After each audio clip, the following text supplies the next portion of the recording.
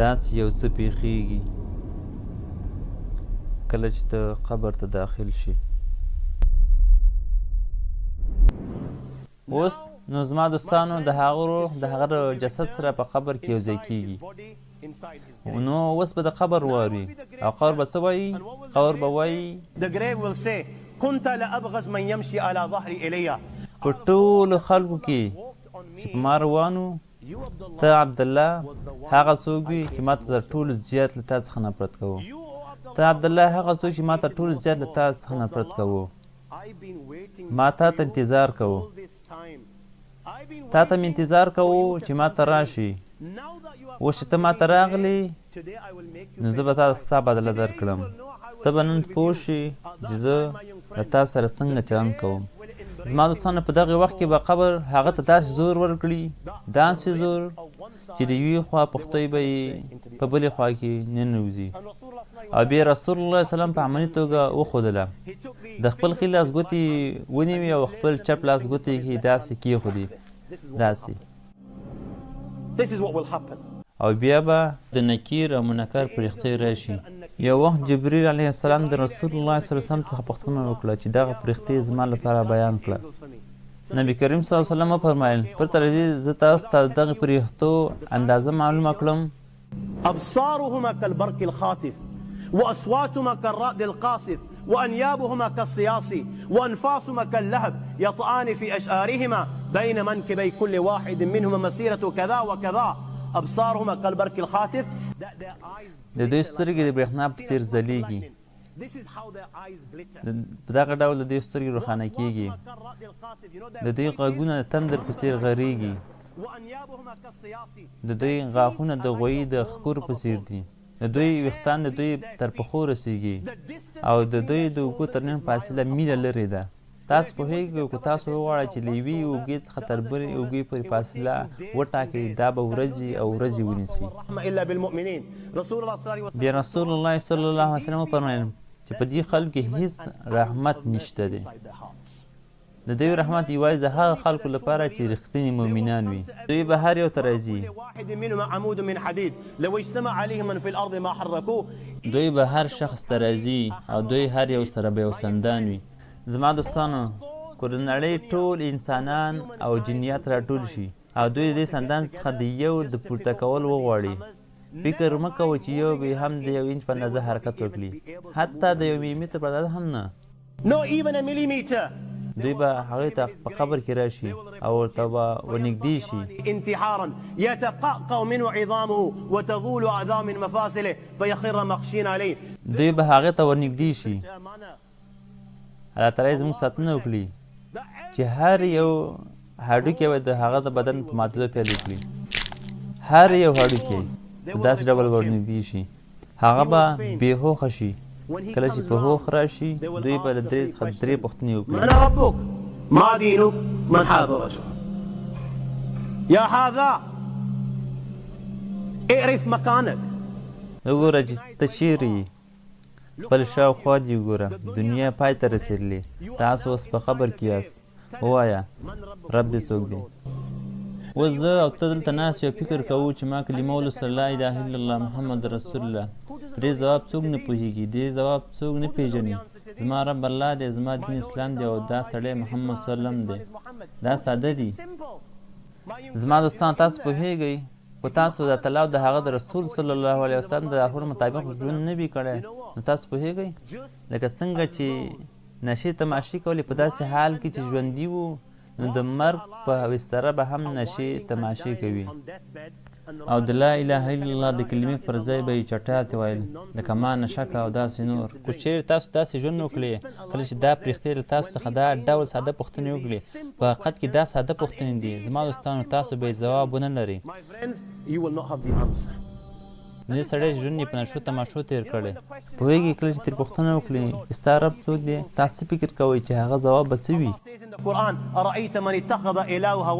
تاسو پوهېږئ هغه یو له هغه اشخاص څخه و چې هغه خدای د هغه رب د هغه خواهش و. هغه د تعالی خبرې نه اورېدلې، د هغه د رسول الله صلی الله علیه وسلم په تعلیمات عمل نه کو. هغه د خپلو غوښتنو پیروي کوله. هغه خواهش داسې فکر و چې دا جنۍ بلکل ښکلې او روښانه ده. را چې د هغې لپاره لاړ شو، هغه لپاره روان و. نفس به یې ویل یاره لمونځ پرېږده راځئ چې د هلکان سره ودرېږو له کوڅو په کونجونو کې ساعت تېری وکړو. دا هغه څه و چې د هغه نفس به ورته ویل. نفس به یې ویل دا ډېره بده نه ده چې یو یا دوه ټابلیټ وخوري. 15 کاله عمر لري خوند واخله. د نفس هره خبره به یې اورېدله. دا د هغه خدای و نو د هغه به څه ووایي؟ لا أدري I don't know will ask him they're going to ask him ما دين دین دې څه دی؟ هغه په ژوند کې دین نه و. په ژوند کې هېڅ دین نه و. هغه په دې باور و کله چې 7 کلن شي په دغه وخت کې به خدای ته رجوع وکړي. کله چې تاسو نور نشئ کولی تګ لپاره هېڅ ځای ولرئ، هډوکي مې ماتېږي، تاسو د مفصلونو ناروغي ولرئ، ضعیف شئ، په مخ کې مو ګونځې پیدا شي. دا هغه څه چې هغه په باور درلود چې په دغه وخت کې به عمره حج ته لاړ شي. تر هغه وخته خوند واخله. نو هغه به څه ووایي؟ دین دې څه دی؟ هغه په ژوند کې دین نه و. هغه یوازې خوند اخیستونکی و. دې سړي په اړه څه وایي؟ هغه نه پوهېده چې محمد صلی څوک و. کلمه یې لوستله مګر هغه نه پوهېده چې محمد صلی څوک و. هغه هېڅکله د محمد صلی پیروي نه ده کړې. هغه د رونالډو او میسي په څېر خلکو پیروي کوله. هغه د خلکو پیروي کوله د فلمي ستورو، د پاپ ستورو او دغه فلمي ستورو په څېر د ویښتانو سټایل برابرو، د تګ په څېر تګ او د خبرو په څېر خبرې یې کولې، د جامو او موټر په څېر موټر. هر نوم چې ورته اخلي د دغه فلمي ستورو تقلید یې کوو. هغه به څه ووایي؟ هغه به ځواب ونه لري. لا أدري and at that time my friends فيضربانه ضربة يتطاير الشرر في قبره. او په دغه وخت کې به دوی هغه په داسې زور سره ووهي، په داسې زور سره په ټول قبر کې به شعاع خپرې شي، شعاع به خپرې شي او ورته وویل شي چې پورته وګوره، او جنت په لور به یوه دروازه پرانیستلی شي. او پورته وګوري، جنت په لور دروازه به پرانیستلی شي، هغه به جنت وګوري، د جنت رحمتونه به وګوري، نعمتونه به وګوري، او ورته وویل شي ای د الله تعالی دښمنه، هذا منزلك لو أتعت. که تا د الله تعالی عبادت کړی وای نو دا ستا د اوسېدو ځای و. تا ونه کړ. رسول الله صلی الله علیه وسلم په دغه وخت کې خپل ژوند قسم وخوړ. هغه په خپل ژوند قسم وخوړ. تاسو پوهېږئ په دغه وخت کې به هغه داسې د پښیمانۍ احساس وکړي چې هغه مخکې داسې پښیمانۍ احساس نه وي کړی. حقیقت به یې سترګو په وړاندې راشي. هغه به جهنم ته وګوري. هغه اوس پوهېږي چې هغه بې برخې شوی دی. هغه پوهېږي چې وروسته به څه پېښېږي. په دغه وخت کې رسول په خپل ژوند قسم وخوړ چې دغه شخص به داسې پښیمانۍ احساس وکړي چې مخکې یې نه وي کړی. بیا به د جهنم په لور یوه دروازه پرانیستلی شي او ورته وویلی شي ای د الله دښمنه، دا ستا د اوسېدو ځای دی ځکه چې تا د الله تعالی نافرماني کوله. او جهنم اور به د هغه قبر ته وننوځي او د قیامت تر ورځې پورې به هغه جهنم په اور سوځېږي. له bara بن عازب رضی الله عنه څخه روایت ده چې له پوښتنې وروسته به یو غږ کوونکی غږ وکړي ان كذب عبدي فافرشوا له من النار والبسوه من النار وافتحوا له بابا الى النار. هغه ته جهنم کالي ور واغوندئ، د جهنم بستره ورته هواره کړئ او د جهنم په لور دروازه ورته پرانیزئ. بیا به له هغه وروسته یو سړی د هغه قبر ته ننوځي. قبیح الثياب منتن الريح. دغه سړی به ډېر بدرنګه وي، جامې به یې بدرنګې وي، هغه به بوی کوي، هغه به قبر ته راشي، دا سړی به ملنډې پیل کړي. And this man will begin to mock. He'll begin to take the mick and he will say to him, you know what? أبشر أبشر بالذي يسوءك. Good news. Good news. Glad tidings of what? الذي يسوءك. هغه خبر چې تا ته زیان درکوي، هغه خبر چې تا ته تکلیف درکوي، هغه خبر تا ته درد درکوي. يومك الذي كنت توعد. تا باور نه کوو، تاسو یوازې د باور کولو لپاره خورا لوی یاست. دا هغه ورځ ده چې تاسو سره یې ژمنه شوې وه. الله جل جلاله په قرآن کریم کې ذکر کړې. که تاسو انکار کوئ نو ستاسو پایله به څه وي؟ رسول الله صلی الله علیه وسلم په سلګونه حدیث کې ورته اشاره کړې ده. که رد یې کړئ پایله به مو څه وي؟ امامانو به هره جمعه کې تاسو ته عواقب یادول.